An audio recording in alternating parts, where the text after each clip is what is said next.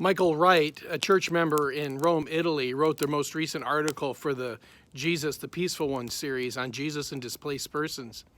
And in that, he reminded me of a story I already knew, a story about Jesus being a refugee. In Matthew chapter 2, an angel comes to Joseph and tells him to take his family and to flee to Egypt. King Herod had decided, in fear of this prophecy about the king of the Jews that he heard from the three magi, that basically he was going to kill every child in his kingdom under the age of 2. This is exactly the kind of persecution, the political violence that many displaced persons, refugees, and asylum seekers faced.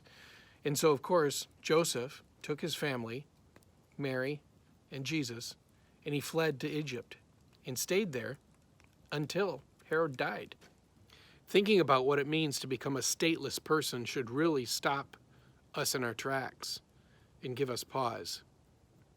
You see, in the modern world, the responsibility to protect human dignity, to protect the basic fundamental human rights that all human beings share, is a responsibility that the modern world allocates and gives to the state, national governments. And when national governments betray that responsibility and people are forced from their lands or from their homelands, either through force or by choice, because of the danger and the vulnerability that they experience from persecution there, they literally become a borderless people without protection. They become a people who no longer are protected by the rule of law. And I want you to stop a minute and think about what that must mean. What does it mean to be in a state without any protections, to be a stateless person?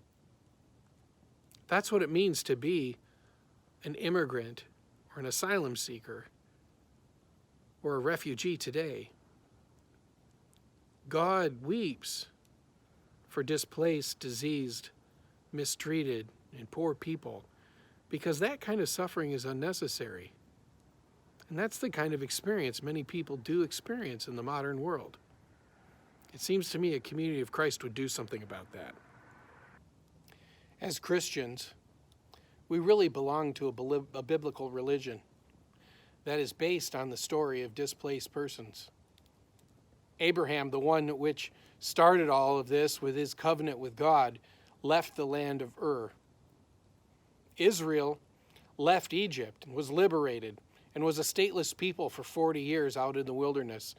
Exodus chapter 16 even tells us the story of their struggling and suffering to the extent that some even wanted to return back to slavery because at least it was safe there.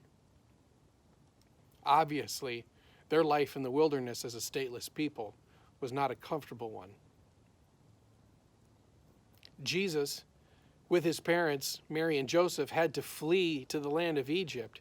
They were a refugee family that had to leave their country because of the persecution which they were trying to escape.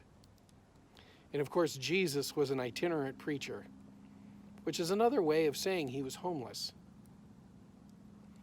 Our story, if it's a biblical story, is really a story based on a people who sojourn in borderless lands.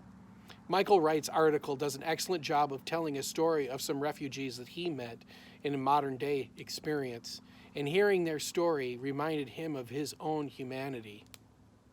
I think Jesus reminds us, or the voice of God, the prophetic voice, which is Jesus' voice in Doctrine and Covenants section 163, reminds us to remember the unnecessary suffering of the poor and the diseased and the mistreated and the abused, in order so that we can remember our own humanity.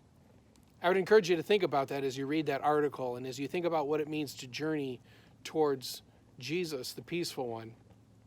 To be perfectly honest, I think we live in a world where God doesn't really care about borders. Creation is a borderless concept. Every place that you turn is another human being that bears the image of God.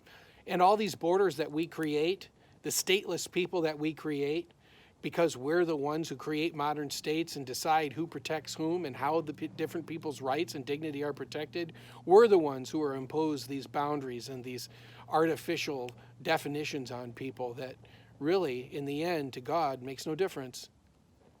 In their welfare resides our welfare. And that's what it means to follow Jesus. the itinerant preacher, the refugee, in his journey from his homeland to Jerusalem to reveal the kingdom to us.